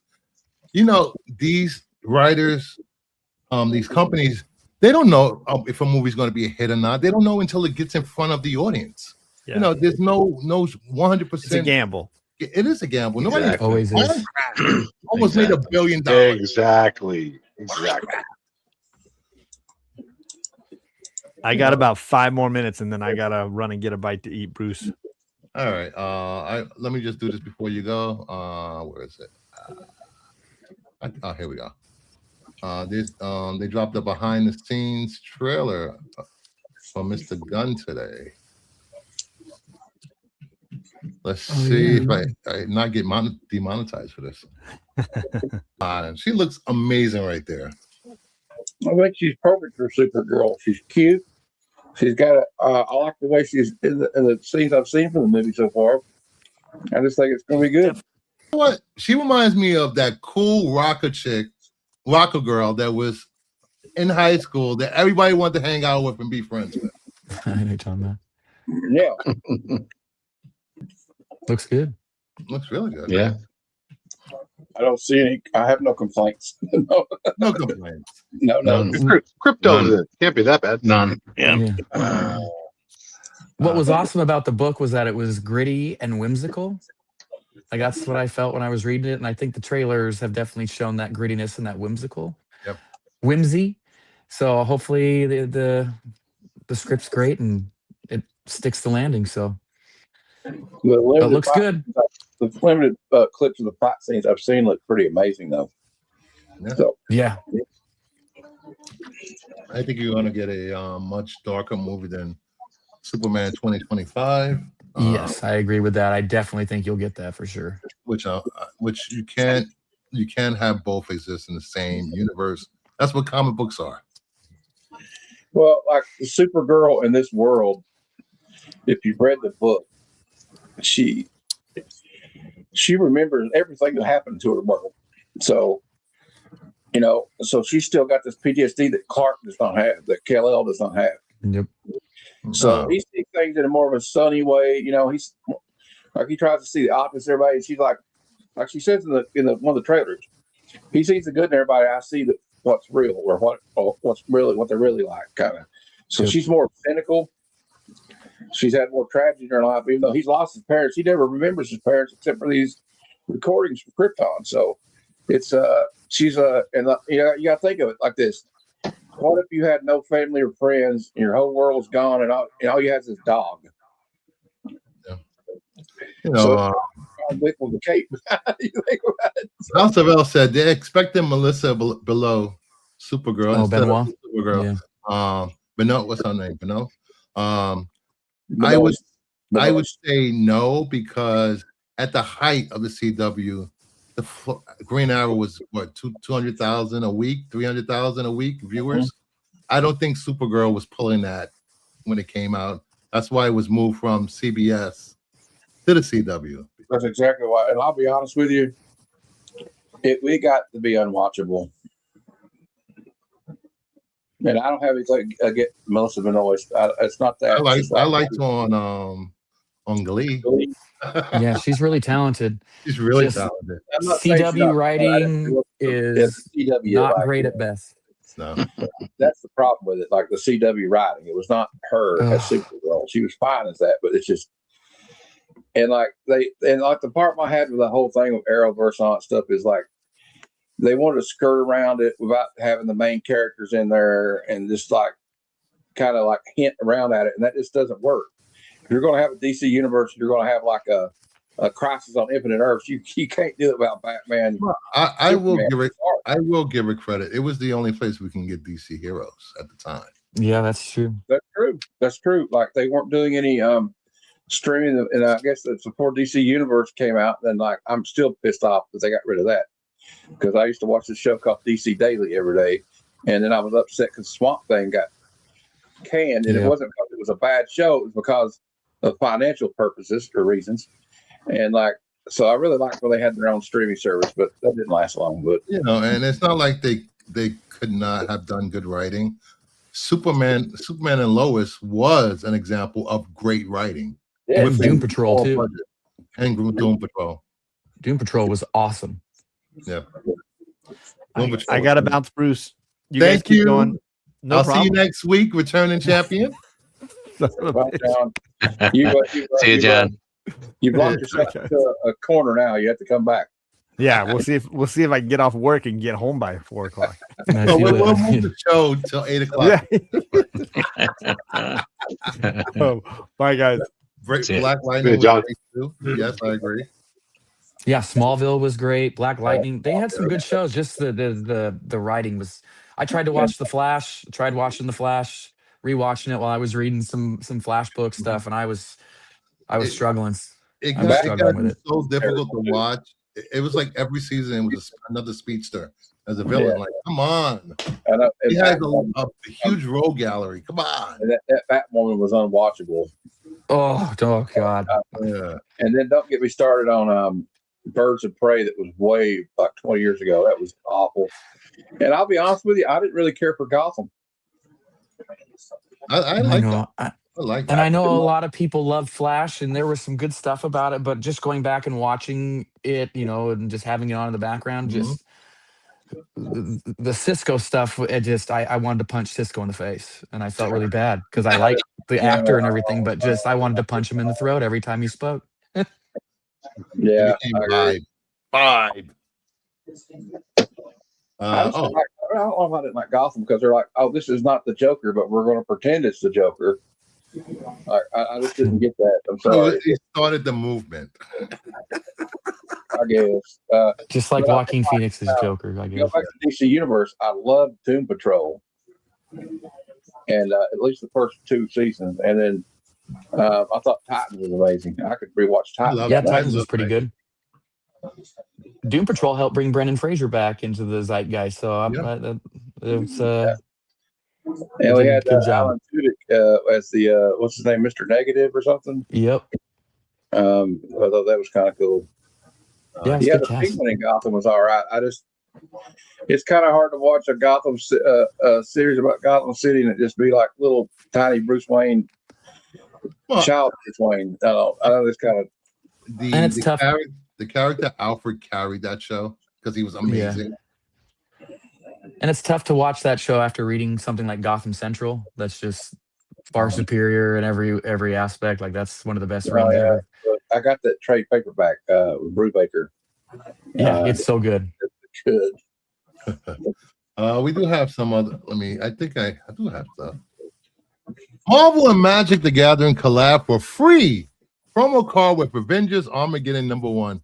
Every first printing of the issue, including all variant covers, will come sealed in a poly bag with exclusive Warstorm Surge card. The card features original artwork by Ryan Stegman, taken from Armageddon X-Men #1 comic giveaway day 2026, and that same artwork will also appear as a variant cover for the comic. So this is going to be a big seller because of all these Magic guys. Yep. Well, I'm definitely getting that book because I'm excited about it anyway. Because Chip Zdarsky, so I don't really care about the Magic card thing, to be honest with you. But I guess I'll be getting one because I ordered 3 different variants for this book. All right, then we have, what do we have next? Hellfire Gala turns deadly. Marvel reveals a murder will change the X-Men forever. Wasn't there a murder at 2 galas ago? There's always something that goes down at the Hellfire Gala. The X-Men at the Hellfire Gala, you know that, Bruce. That's the way it goes. When an iconic mutant power player is murdered at the exclusive masquerade hosted by Sebastian Shaw, it falls to Wolverine and Jubilee to solve a locked room mystery that has dire consequences for all mutant kind. Everyone is a suspect, and the party isn't over. Wasn't this the same thing when they killed Scarlet Witch at one of these galas? Everybody was a suspect. I don't know, but I'm here for it. I just like Wolverine. And we got 2 covers from the gala. Daredevil on the right there looks pretty cool in that fit, though. I do got to say. Mm-hmm. Is that Daredevil? I think so. I saw something about that today. Okay. I thought that was Cyclops. Or is it Cyclops? I think it's Cyclops. He's into a little leather bondage. Oh, maybe it is. Huh. Anyway, like Wolverine looks like he's getting ready to perform a Judas Priest. Yeah, it's a different fit for Wolverine right there. Could I put the card in my bicycles, folks? Get out of here, old man. Yeah, I would. That's what I'll do with Sticks. He's trolling again? Sticks is always trolling. What else? I don't know when this comes out. When does this come out? Comes out in the summer, I believe. Well, I will say this, and I don't know if anybody will agree with it or not, but like I feel that the X-Men, the Uncanny X-Men, and the X-Men series have actually been doing pretty good here after this event that I didn't like. But from what I've been reading, I've enjoyed it. But I mean, that doesn't mean everybody's going to like it, I guess. But the X-Men United kind of had me. I don't know anything about this. This is going to have anything that, you know what all they do with this stuff though, Bruce. When they make a series, they always say, this is going to have a lasting impact on the Marvel universe. Yeah, I always say that. DC universe forever. And then we forget about it in 6 months, right? I don't know why they're still doing these Hellfire galas. I really don't. Probably It for was the dark awesome when it was on Krakoa, but I didn't even realize they were still doing it. So Yeah, I kind same. of I dipped out after Krakoa. It made me sad. I really liked what they did with it, and then it just I couldn't stand Krakoa. I did not like Krakoa. I know people did, but I just can't get into it. I'm like, just stay dead, damn it. Stay dead. I know. All right, then we have Viggo Mortensen's Oregon to be recast in Lord of the Rings: The Hunt for Golem. Andy Serkis says we're on the way to finding someone. Oh, that's Yeah. expected. Boo. Shouldn't be making this movie anyway. So No. It's set between The Hobbit and Lord of the Rings. yeah, I'm good. I'm good on that. I'm good. I don't need to see them search for Gollum. The Gollum game that they made absolutely was the worst game ever. I don't know why we need to do any that more was so Gollum stories. bad. That was really bad. I don't There's know. so much that they could pull from to use for films. They could do Baron and Luthien. They could go do a bunch of different things. I know the rights are all weird, but Yeah. from my understanding, they can do film of a lot of cool things. Yeah. And they instead decide to do A Hunt for Gollum and recast Aragorn, for Christ's sake. I think they just waited too long, and in order to hold Yeah. on to those rights, they have to crank. Yeah, they have to something make out quick. something. Yep. I think age is Sucks. going to be a problem. Probably the reason they have to do this is, I mean, this movie was like, what, 25 years old now? So, I mean, Viggo don't look like this anymore. No. Nope. Of course, they could have done what they did to Mark Hamill in The Mandalorian. I mean, if they really wanted to. Yeah, Stinks. and I think we finally. For you Avatar fans, Avatar franchise producer Ray Sanchin says they're moving full speed ahead on the next 2 boring films. I mean, Good. Boring films. What? I love the last one. I'm not an Avatar fan. I will be an Avatar fan, but I appreciate people that go out there and watch this for the special effects. And Mark will appear in 5, 4, 3.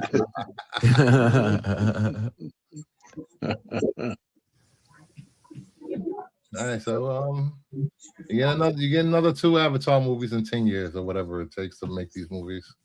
Good. And I'll take them all. It'll be like 2049. The new Avatar movie comes out. Yeah. Thank you, Mama Bear. 6 more hours of Avatar. You know, I was watching that. I know I referenced already, but that Michael Biehn podcast. Michael Biehn was actually up for the role that Stephen Lang got, but he cool. Yeah, I thought that'd been interesting. But I like Stephen Lang, but I don't know. I haven't seen the last one. I haven't seen the last 2, so I might watch them. I don't know. I got a lot of catch up to do. Bruce is jumping on to me because I've not seen the 2 Dune movies. Yeah, you got to check those out too. Those are pretty good. The newest Avatar I thought was definitely better than the second one, and I could, it's on par with the first one for me. But Stephen Lang kills it in this one. So if you like Stephen Lang, a lot of it, I kind of kid about it, and like it kind of reminds me of like, okay, imagine Dances with Wolves with Smurf space. Yeah, that's exactly what it is. Exactly. I like the first one. The first one was cool. Yeah, I kind of liked it too. I mean, to be honest, I watched it on my brand new 3D television when it came out. That's cool. That was like one of the first ones that was in 3D, like like you could get home for the 3D TVs on it. Yeah, that and what was the other good 3D one? Cloudy with a Chance of Meatballs. Hell yeah. Yeah, that was great. They had another one out over at that time, Journey to the Center of the Earth with The Rock, which is a god. The Rock, yeah. The Rock. The Rock. So let's do this giveaway. Forgot about this. Yeah. Giveaway time. You're getting a all right. I'm winning this one. Who do I give it to? An adventure pack. I didn't really enter it, but It's foily. All right, and the winner of tonight's giveaway is, there we go.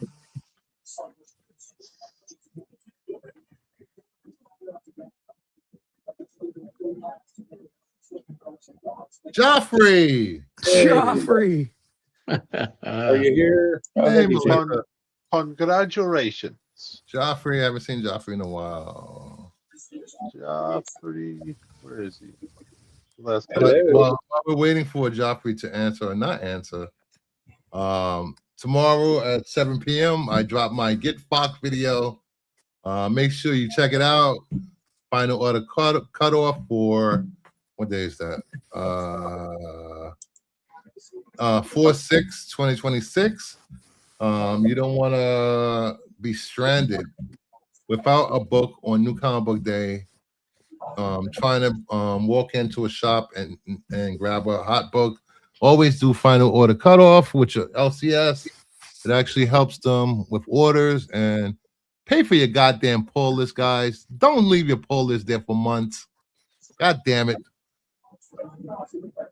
Just, just let the owner of the LCS know, when you're gonna pay them and how you're gonna pay them. Because there's so many pull lists that just sit there for months and months and months. So do that. And the win, no Joffrey. We have to roll it again. There we go. Oh, here we go. There we go.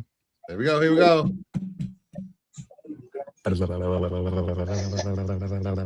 picture? Hey, Jeff. I will All make right. it a session. Jeff can have it today. What? Nah, You I'll wanna give it to keep it? somebody. I'll give it to somebody. I'll give it to somebody in the chat. How about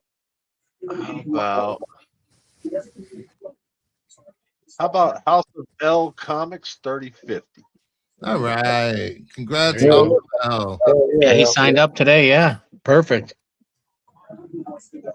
Oh He's yeah, new what a channel great member. day. Congrats, House of L. Yay. And I chose him because he engaged a lot. He was Yeah. active. That's a good pick. I like Yeah. him. So I just wanna thank everyone for showing up. Please still be for- here. Thank you, everyone, for showing up for. Wait, did he just speak? Yeah, He he's got a He post did, at yeah. 5:58. it's at 8:58, Yeah, like there 2 you go. minutes ago. He's got it. And also, he usually driving when he listens to the show. Wait, Bruce, is that an announcement? Yeah, go ahead. On Tuesday at 7 p.m. Eastern for conversations, I got a special guest will be Shags Comics. He's on Instagram and he does claim sales and stuff on there. And in honor of being on the show, he's doing a giveaway. And he's giving away 4 books, some Daredevil books, and an Eternals book signed by Todd Knock. So everybody stop by there, 7 p.m. Eastern on Tuesday. On what channel? Heroes for Hire Comic Club. All right. We plugging stuff right now? Yeah, go ahead. I don't know if he's posted it yet, but Monday with Paul from the 619, his conversations with the community. It's my episode. So yeah, go check that out. I will be watching and trolling in the premiere. I know it's not live. I will be trolling the premiere. Please do. You can join my friends in the comment section for sure. Don't forget, Sunday, come back for the other comic book show where we will be talking. I don't know. I haven't decided what the topic is for Sunday. I'm pretty sure it'll be something to get you guys talking, get you guys thinking, and to piss off half of the audience like I always do every Sunday. I haven't done a hate Marvel show in a while, so I probably will be. Why is Marvel floundering? They're not floundering. CB Cebulski, that's what. Yeah, even Daredevil can see what's on the wall. I'm not even going to be there for that show because that's just ridiculous. I do. Don't make me do a show Thank about you. how DC's overhyped and full of shit. It's Easter. It's Easter. Oh, no That's show. right. It's Easter Sunday. That's right. We are off Sunday. No show on Sunday. How's that? That works for everyone? Yes. No My reading. My show will continue Sunday, regardless of what holiday it is. I don't know. I don't know. Mama Bear wants she wants Easter off. Mama Bear has the final word. So no show on Sunday. Maybe we'll do a quick Monday night show. Just something an hour long. Maybe I'll bring back Monday Madness and maybe I'll bring on a few people and we'll just talk about the state of Hollywood, the state of movies. Ooh, yeah. I'll be down for that with you. That'd be fun. You know, I miss my Monday Madness pissing off people.